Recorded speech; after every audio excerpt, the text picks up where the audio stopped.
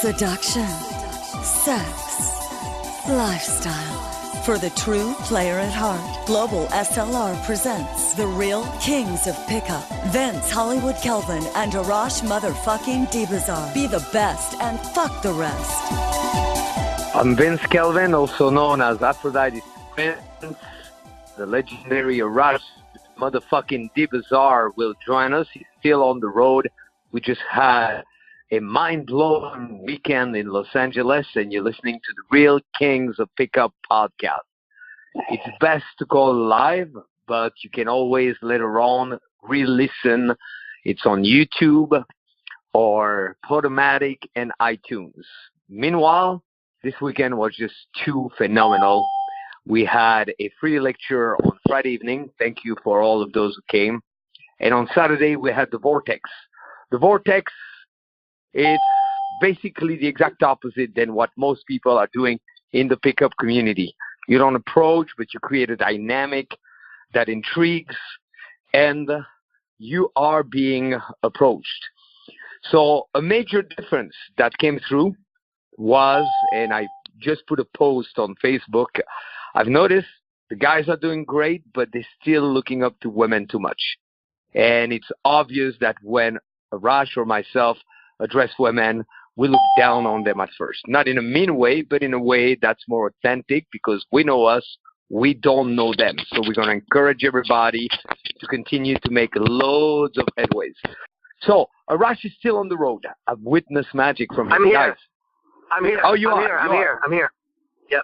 All right. I just have to say something, on the level. I mean, the growth is constant, and I know you are at it stronger than ever in preparation of the GSLR. On Friday, I brought Arash to a celebrity hangout in Hollywood, where I had not gone in some time, but I would go there all the time, build a rep. So they gave us the best table, the back corner table, which they usually, a lot of people want that table. They give us that table. The setup is really not a place, people first are a little bit self-conscious because it's populated by movers and shakers, celebrities. There were a couple of guys who were in the movie The Godfather that were there. So anyway, Arash stands up, goes to the bar. Within less than 1 minute, the waiter comes back to us, the Metro D, and says, "Oh, wait, if you can, you guys can move. We're going to make the table bigger. Your friend is bringing girls." Took less than 60 seconds for Arash to arrive in a brand new place and garnish the table with girls. Then after that, he relocated them to the hotel, and the whole weekend was nonstop witnessing that, whether it was women or business meetings we had or parking attendants.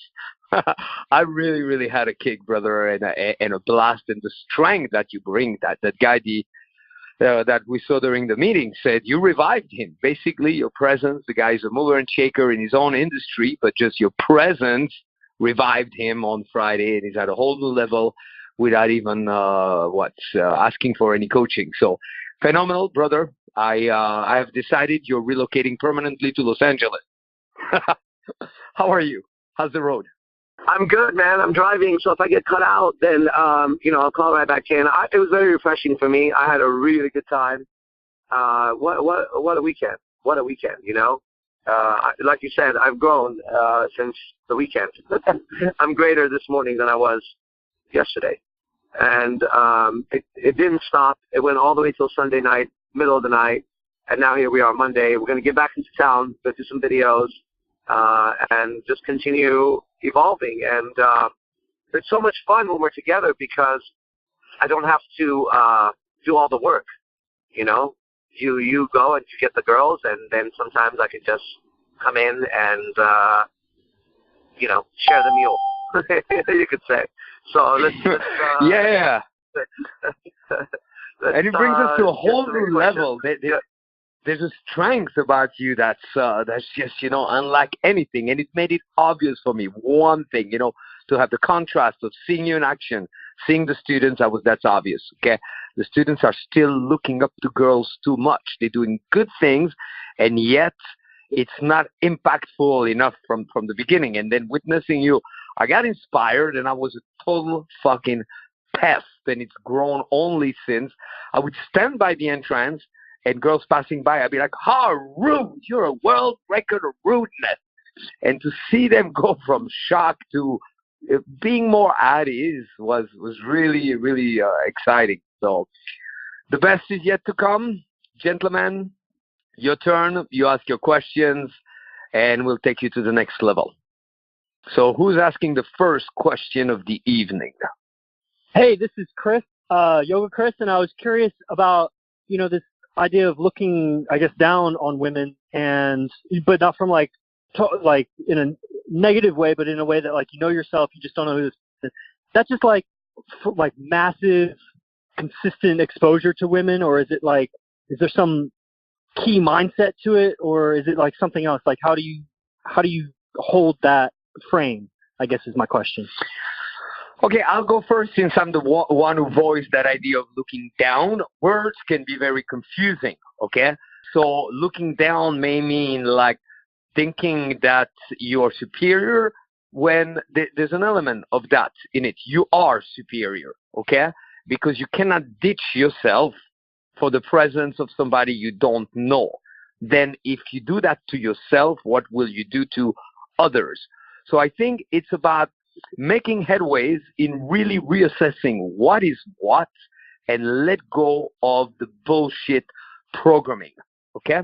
And, everywhere you hear like, oh, be a gentleman, there's a world record of guys like fucking it up real fast. Brother, right after you left yesterday, Arash and I were with a dear friend of mine who's a film producer and director, and he's doing a spectacular documentary on us. I got to see the beginning of the footage. I ended up last night with him at the Academy of Television, and we're super psyched. But the guy knows nothing about pickup. So we're at the table. Within seconds, we're seated next to a girl. Arash gets the girl to sit at the table. The frame is super solid. The girl is melting, and the girl is trying hard to talk about her movie stuff and so on. Right after Arash left, I'm waiting for that director to come because I'm outside having a cigarette. I go back, and I witness him at the table, and the frame has completely flipped, meaning now he's like highly ranked, already achieved 20 years in the making movie editor and producer. He's done 5 films already. They've gone to festivals and so on. And he's got a wannabe actress from Los Angeles, and he's trying to convince her to be in his movie. So it flipped in 1 second. So he's not fully honoring all of his work. He's being blinded by the appearance of the women. And also you got to realize how full of shit women are initially, because when you go to a venue yourself, you are already at a place that is far superior at the level of your manners, at the level of you, the way you carry yourself. Then those girls that arrive, they're always looking for a friend, and they have zero manners. Okay, so that's my own observation. What you got to do is 3 steps. Number 1, to know that you were under a false impression, that you got blinded by beauty so bad, even though you think almost like a light was flashed so strong in your eyes, that 30, 40, 20 years, no matter how, depends how old you are, after it's still flashing in your eyes. And you think you're okay, but you're still not seeing clearly. So you got to be honest and know, okay, even in my best moments of feeling good about myself and talking to a girl more strongly, I got to know I'm still probably way more than I know it, blinded by beauty. So admitting that helps you to make some further headway. Then you got to realize that all of the conditioning of be nice because she's a girl and so on is bullshit, because there's zero reciprocity. Zero. As a man, oftentimes, we will not just depart a conversation because we feel like we want to depart without turning around and say, well, anyway, I got to go meet my friends over there.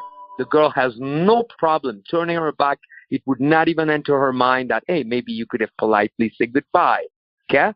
And then you're being told, you still buy into the thought that you got to be the good boy and the good man. And if you do anything that's a little bit outside of the norm, you're being rude. All of that falls. And after that, you also got to reaffirm your relationship with yourself, meaning the self is the closest thing. Then let's say next to you, you have a brother or a sister, a sibling, or a family member. So you got to know what comes first. You could not ditch them or start to criticize them or question them or demean them when one individual that you don't know shows up. And then you got to know which side you defend. So the problem with a lot of guys, they become aware of something like that. And what do they quickly defend? The exception, yeah, but what about this? How do you instead start to just ferociously go, okay, it still doesn't really make sense to me, but I'm smart enough and I've discovered enough things in my life to start to make sense out of that. And you begin to do with a little theory. You start with what you hear and then you go further and make more headways. And after a while it flips and then you may have a major breakthrough. Like even recently, my current work of working with myself and so on has had me that breakthrough, and it's phenomenal. There were two girls at Walgreens. I'm on the phone with one girl. There's two girls. A third one arrives. I'm talking to all of them, and I see no difference between them and the clerk. That's a guy who's a little slow. Okay, I'll pass it to Arash. Yeah, I'll be very quick about it. The bottom line is, women, as a general rule, so of course there's going to be one or two here and there, but you're going to not find those one or two every time you go out. As a general rule, they're very pathetic in many different ways. They're not very intelligent. They're not very emotionally stable. They're insecure, all that stuff. So I don't really know how you could have a high regard for them. I don't need to explain to you how I see them as not so intelligent, because they demonstrate that in a conversation of 5 minutes. I don't need to explain to you why emotionally they're unstable, because if you've ever been with a woman, you know she is. What I need an explanation for is the other side. So I would like, not in this phone call, but at some point for you to sit down with me asking that question and tell me why I should have high regards for an individual that has displayed all of these weak characteristics. See, you guys haven't argued the other side yet. You keep asking for, how do you not want to put women on a pedestal? How do you put them on a pedestal? For what reason are you doing that? Can you explain to me in a way that I can truly understand what's so special about that woman? Because I don't get it yet. It's so clear that she's not special that you must be under a spell to think that. How in the world do you guys think a woman is special? In what fucking way? And especially when we don't even know her. Like, that's the most oddest thing I've ever heard in my life. You don't know the woman, and you already regard her as such a high, mighty creature. Based on what? Where is your proof of her titties? You know that's not enough. What makes her so fucking great? There's not one quality that any of you can tell me. She's not going to be nice to you out there. She's not going to have a good conversation. She's not going to be fun. She's just terrible in every social aspect. And yet, you're asking me the question of why I look down. I don't look down on her. I just don't understand why she should be put up on a pedestal. What pedestal?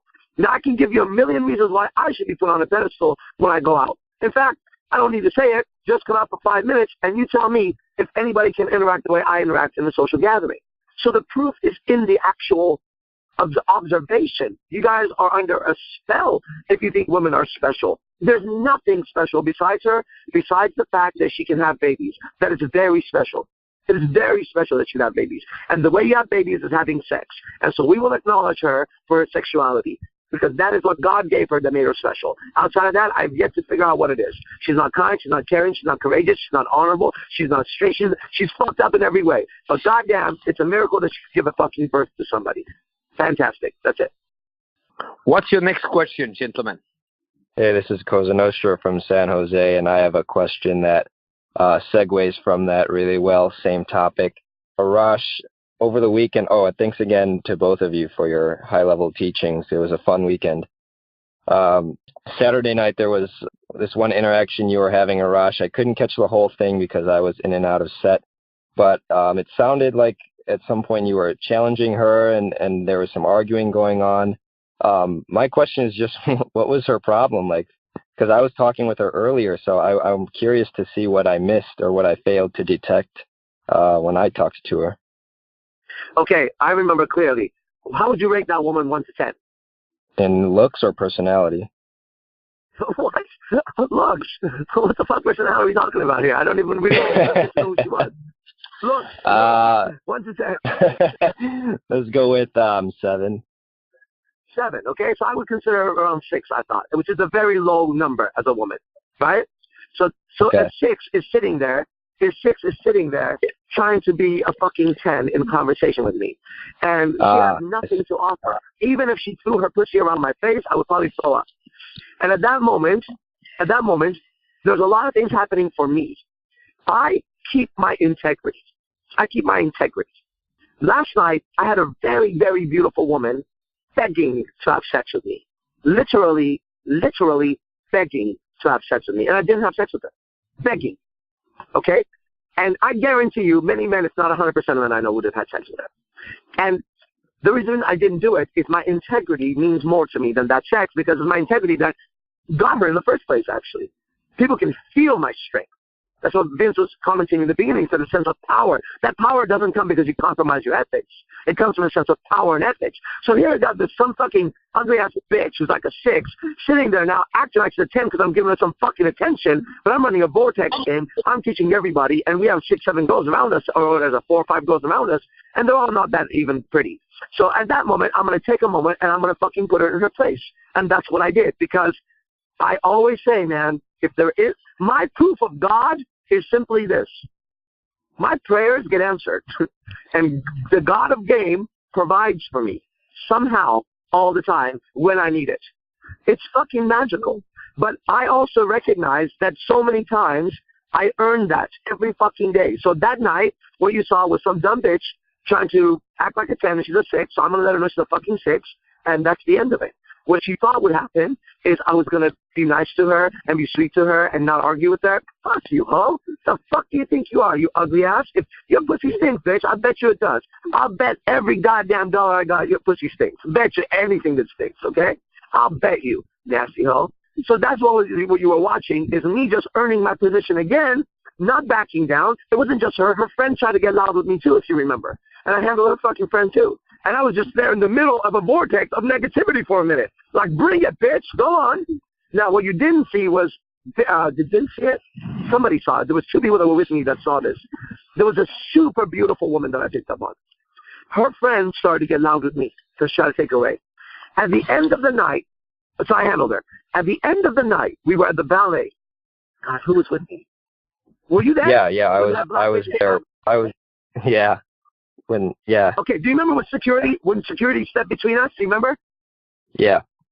Okay, and at that moment, I took it to the next level. So now in front of everybody, I'm looking at him saying, bitch, don't talk to me like that. Who the fuck do you think you are? Out loud. Where 3 security guards had to step in. And I look at him, get the fuck away from me. Fuck you, ho. Back the fuck up. Now, what is that? That's not going to get me the girl. In fact, her friend was supposed to hang out with me the next day and text me, and she's beautiful, but she didn't. But that's okay, because guess what happened? The next day, the God of game provides me with a quality woman that would actually be my girlfriend if I wanted a 4th girlfriend. What is that all about? Go watch right now on my fan page. I did a live lecture. That's the girl I'm talking about. I'll put it on my Instagram. That's the girl I'm talking about. She's 1,000 times better than all those girls, and she's giving me 1,000% compliance. And she wants to be my girlfriend already. So you see, what you're observing is an individual who's observing higher laws. There's laws and laws and laws. And the higher law always can beat the lower law.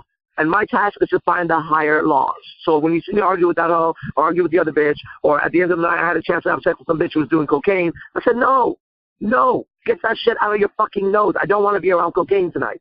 That was 2 nights ago, whatever the fuck it was. You remember that tall, skinny white guy with the long hair, with the fucking bitch he has, the black hair girl? Do you remember that? Yeah. That girl tried to have sex with me later. Oh, wow. Out of the room. Yes, I kicked her out of the room. Leave, because she started doing coke in front of me. I don't like that shit. Do a coke in the bathroom and come back and don't let me fucking hear about it. We're good. So you guys now start snorting in front of me? No, you're ill. Like, you're an animal.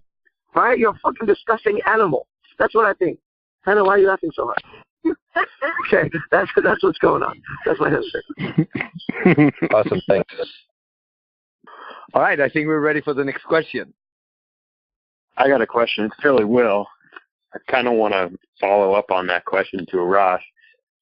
So if you have your values and those are sort of senior to getting with a woman, are you creating attraction in this way, or does it sort of just happen?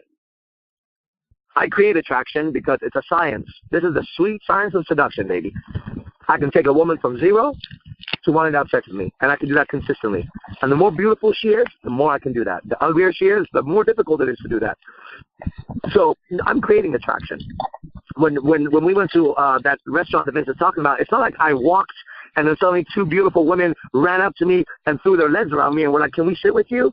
I fucking walked up. I saw 2 super pretty girls, and I approached them systematically. Got them in a list. Vince says less than a minute, but it was probably about 3 to 4 minutes, I think. And I got them back to our table in a place that people don't do that. And you should have seen the bartender. There was a girl and a guy. The hostess was there, and another guy. Everybody was watching me like, "Is this guy actually doing this?" I am. And I put them around my arm, and I said, "We need a bigger table." And next thing you know, I go from nobody to that guy. Now, it's also a venue that Vince is very, very well known. We walked in, they treated him like a celebrity at a place with our celebrities. So I have to stay calibrated where I don't want to upset his environment. So I'm aware of this as this is taking place, because if I fuck up, it's a bad reflection on him. Hey, who's that weird guy you brought that was hitting on the girls? I know this. So am I creating attraction? I'm always creating attraction. That's what it is. If I could follow up, would you say that not putting them on a pedestal creates attraction? No, not putting on a pedestal doesn't create attraction. What creates attraction is creating attraction. It's not one thing. It's not one thing. It's a science. Guys, this is why you don't get girls the way I get girls. Like, how many times do I have to demonstrate this? Ask Robert was online right now. I was lecturing, and I pulled this fine-ass bitch, and that bitch has been texting me, guys. She's been texting me. I'm lecturing. She's walking. I open the fucking window. I yell across. This hoe comes in front of everybody, sits on my lap. I smack her ass. She gives me a number, and that was about an 8.5 to a 9. That was a good quality-ass fucking woman. Now, that didn't happen because I didn't put her on a pedestal. Like, if it was that easy, then everybody would be doing what I'm doing. You have to learn step by step by step by step, and there's a lot of steps. If you listen to Beethoven, you can't just say, "Oh, so you play that by playing the piano?" Yes. How many hours? And there has to be a little bit of a genius behind it. I'm that genius. If anybody was to prove otherwise, you prove that I'm not the genius, because I prove that I am every day. So what you want to do is you want to study a genius, find out what he has, and then from there, create your own best version of you. Whatever that is, you're not going to be me, but you're definitely going to do better. So you're saying that, am I creating attraction by not putting on a pedestal? Fuck no. Fuck no. No, that's not what it is. I'm creating attraction by systematically creating attraction. And if your next question is, how do you do that? Well, now you need to come learn. You need to come and learn and watch how I do this thing. That's it. I'm speaking for myself, and yet I'm observing something, gentlemen, that's essential for everyone. Saturday, some guys came to study the Vortex, the most advanced way on the planet, from Arash and myself, in our own unique ways, to reverse frames from the start and have women gravitate towards you. Now, everybody wants the quick fix. You want to know today, and you hope that maybe some answer is going to come and it's going to be one thing. It's never one thing, like Arash just said.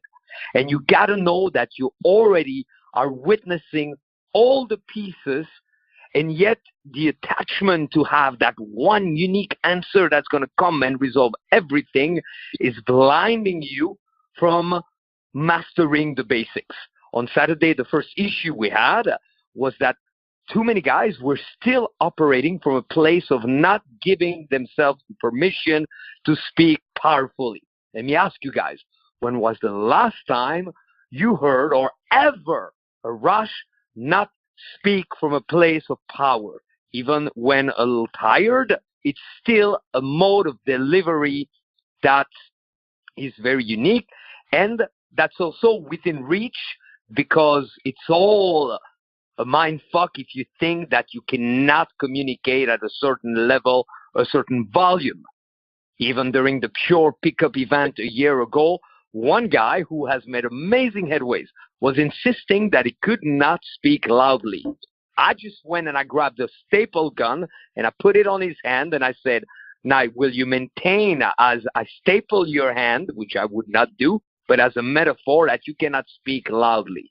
So, you know, it's a series of things. The first one is to know that every time you're on one of those calls or something, we're giving you certain clues, and stop searching elsewhere. Find them here now. The next thing is, for example, the two basics that I keep on repeating again and again is, if you want to successfully do pickup and seduction, you cannot be a guy that talks like that. You are not a guy that talks like that. Yet, why insist to not within, it would take 2-3 days to make that a habit. So everybody on the call, decide. From now on, you communicate powerfully. Okay? So you give yourself 2-3 days to no longer ever arrive somewhere and go, hi. No, it's like, hey, how are you? Okay, and you practice introducing yourself like that. Then the first thing that you do when you arrive somewhere is you want quality for you. You wouldn't go to the store and just grab like the rotten items anywhere. You wouldn't, many places, you would not enter the crappiest fucking bathroom and just feel like you're at home. Okay? So you want to make sure that you are clear with yourself. You are there to honor yourself and to test what's there. Honestly, me on Saturday evening at that place, one woman slightly more than the other one, but it still was quite a disaster, lacking congruency, lacking manners. I didn't feel like I learned much. I learned 1-2 things. There's one woman that made my reality slightly more open, and I felt a little bit enriched that I could pass on something that didn't originate from me. The rest of the women over there, I felt like I was with retarded kindergartners. Okay? So it's a blend of certain qualities, and my own personal recipe is number one, delivery. I have refused at some point to communicate in a way that does not impact people. So I will do whatever it takes to impact, even if it takes pushing myself a little bit. From there, also, I'm solid in the frame of I'm testing, because the person that I'm in love with is me, and I'm my own master and my own servant, and I want only the best for me. Okay, I jeopardized myself too many times for women that were not worth it. Then I do shock for one single reason: to destabilize them, to make them intrigued, because who the fuck would have the balls to start like that? I also quickly eliminate. As I stood by the entrance going, how rude, 2017, you passing by and you don't even say hello. I know that those who would, and a few started to walk faster, like all weirded out.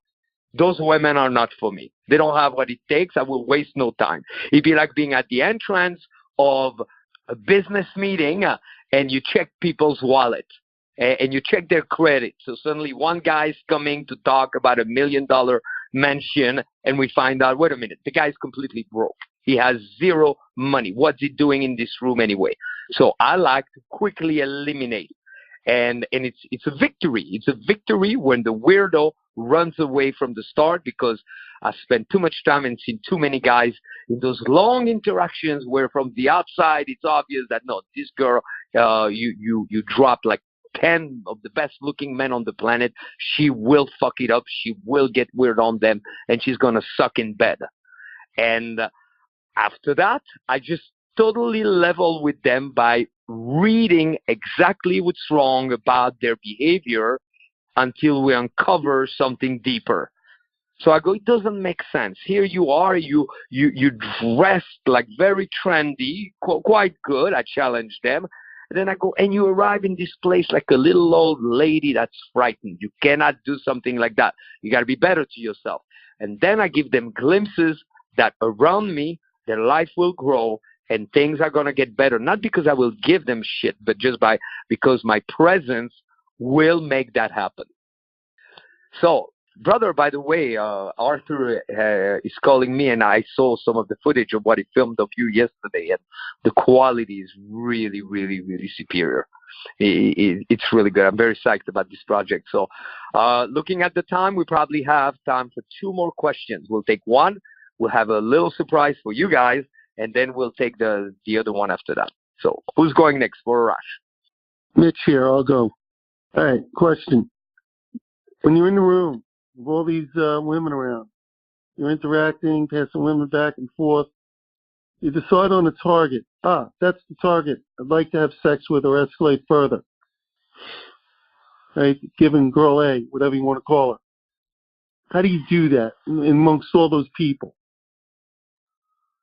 It was difficult for me to hear that and understand that. It's probably the drive. So if you got it, Vince, otherwise it was very difficult for me to understand it. I think I got it. Mitchell, you can? You're doing your best to make headways and find more solid frames. They are not frames that you've heard from us because we don't do that.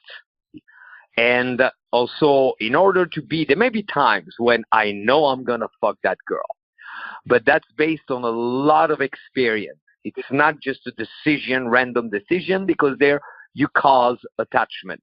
So right there, it's a false frame. We do not operate like that. We do not go, oh, I'm going to fuck that girl, because we know we can fuck girls and we know we are phenomenal fucks. We don't know her and we don't know if she has all that it takes. You know, it takes daringness, decisiveness, flow, openness, availability, logistics, time.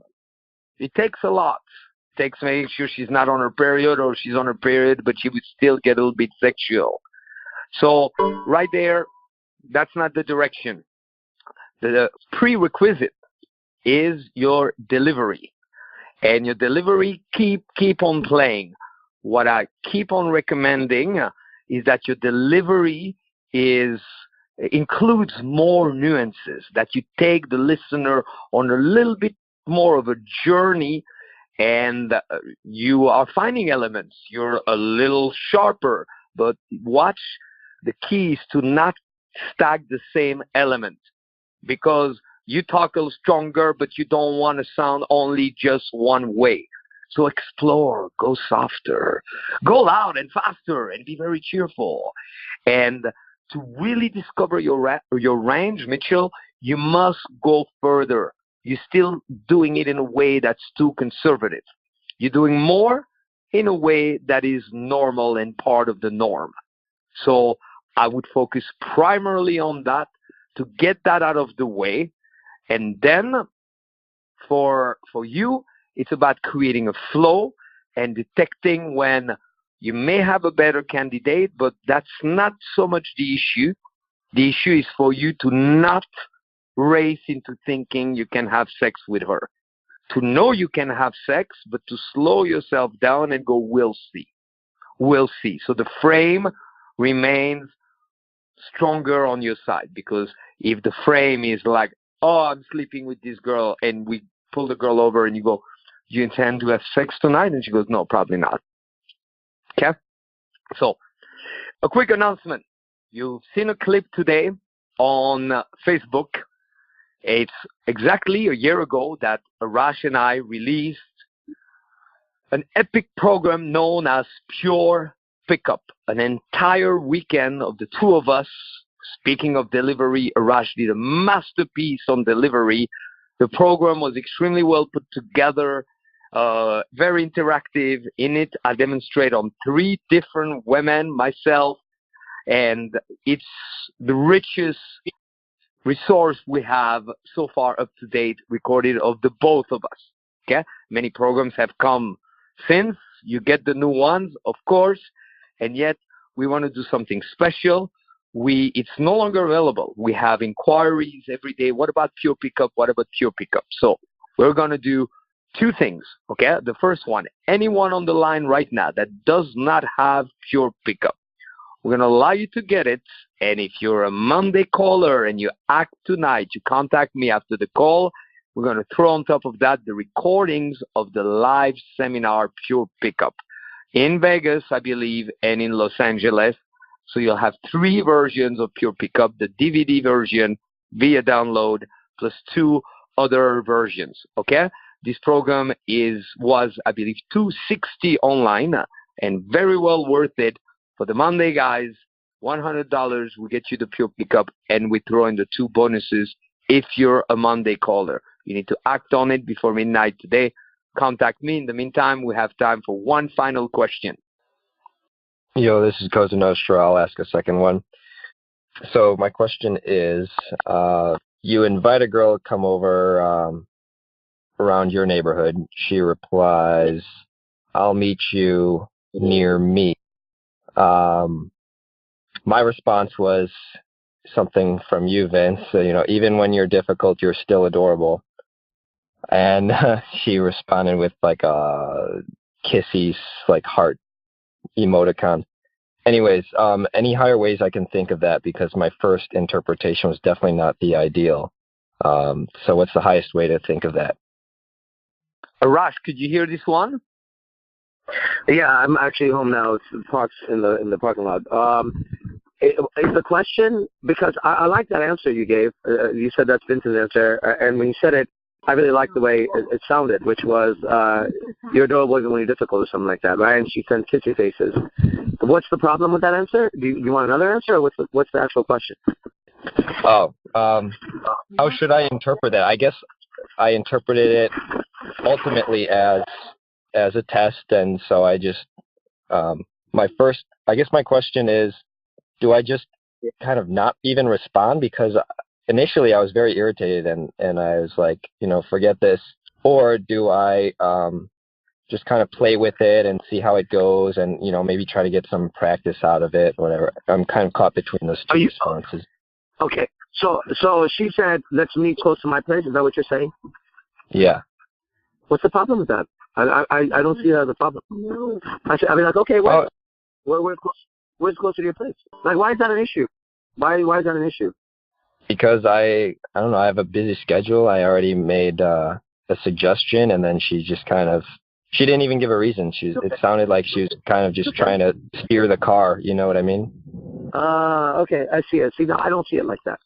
So this is, okay, good. This is a good question because it's showing a difference in the way we're looking at this thing, okay? So here's how I see it. I don't care. She wants to meet closer to her house. I would say, okay, where are you thinking about? And she would say, there's a Starbucks next to my house. Oh, but where is it at? She goes, blah, blah, blah. Now, I wouldn't show up if it was like in the ghetto, right? I'm not going to go to the ghetto. But if it was like a good neighborhood, I'd be like, oh, yeah, I know what that is. Okay. How about 7? Oh, no, I can't at 7. I'm okay. Okay, what's a good time? She says, hey, okay, I'll meet you there at 8 o'clock tomorrow. Now, I know she's not going to cancel because that's what girls do. But I just don't see that as a test. I don't see that as a problem. I don't give a shit. Who cares? She says, and you say she's trying to steer. I don't know. I really honestly don't even understand why you're thinking that.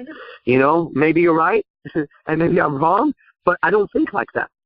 She could say, I don't want to go out tonight because I'm tired, right? How about tomorrow? I would say, tomorrow, what time? She says, 5 p.m. I go, I teach jiu-jitsu at 5:30. I can't. How about 7? I finish at 6:30. She goes, okay, 7. I said, great, 7. No one's steering anything. I'm just trying to go have a good time with somebody, and we have to work out our schedule. I'm not the only busy person in the world. I assume she's busy too. I assume she's got issues like other guys she has to juggle. Probably if she's hot, she's doing that. Or she's working, or she has a child, or a dog, or a goldfish. I don't know what she's got going on. But she's a human too. I respect that. All I care about is let's meet up.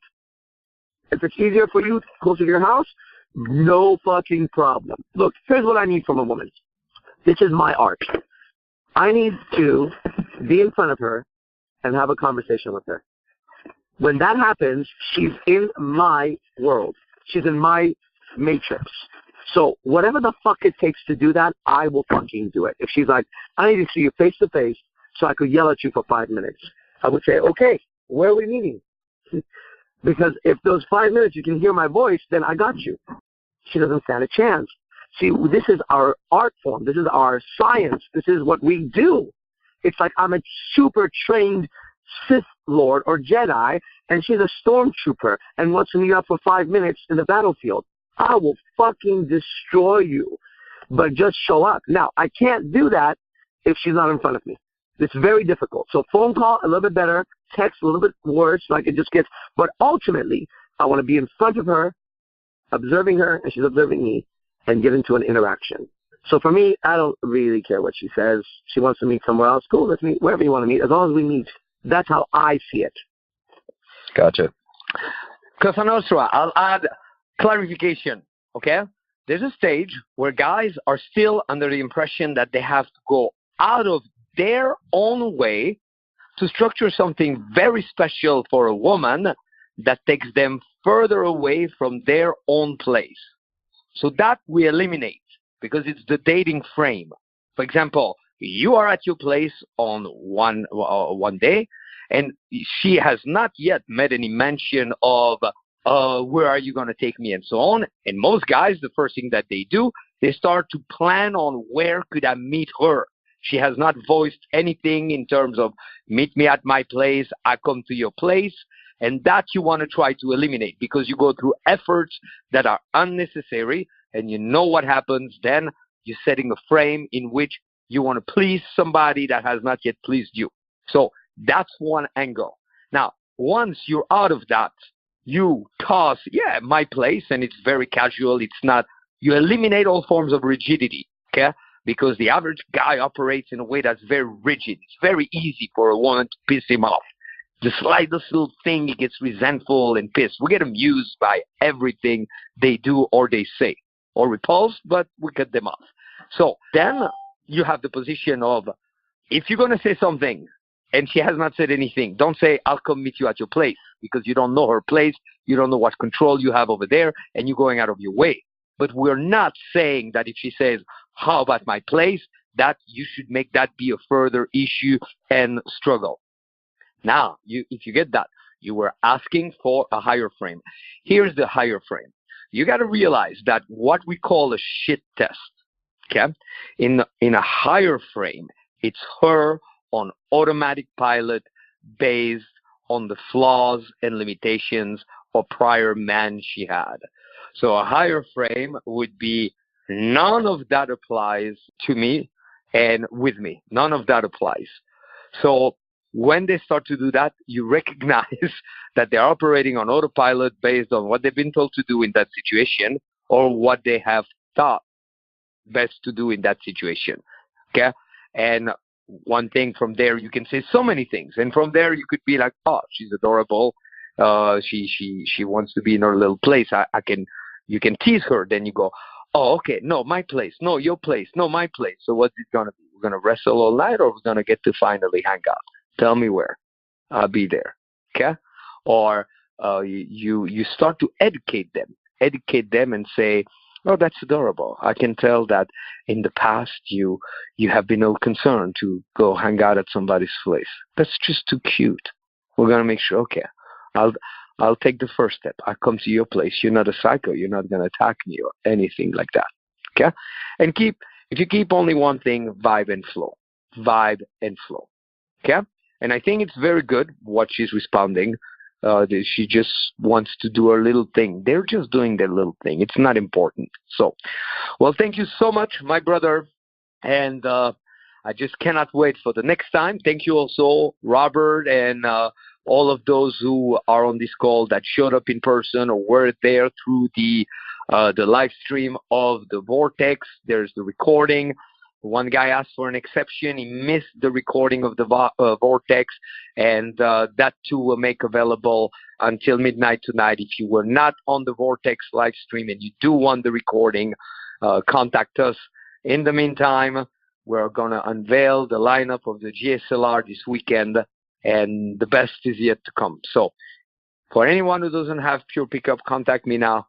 Live stream, if you missed it, contact me now. And keep an eye open this weekend for the full lineup of the GSLR 17 coming up September 22nd, 23rd, and 24th. Thank you, everyone. You've been listening to The Real Kings of Pickup with Vince Hollywood Kelvin and Arash motherfucking Dibazar. Brought to you by www.globalslr.com.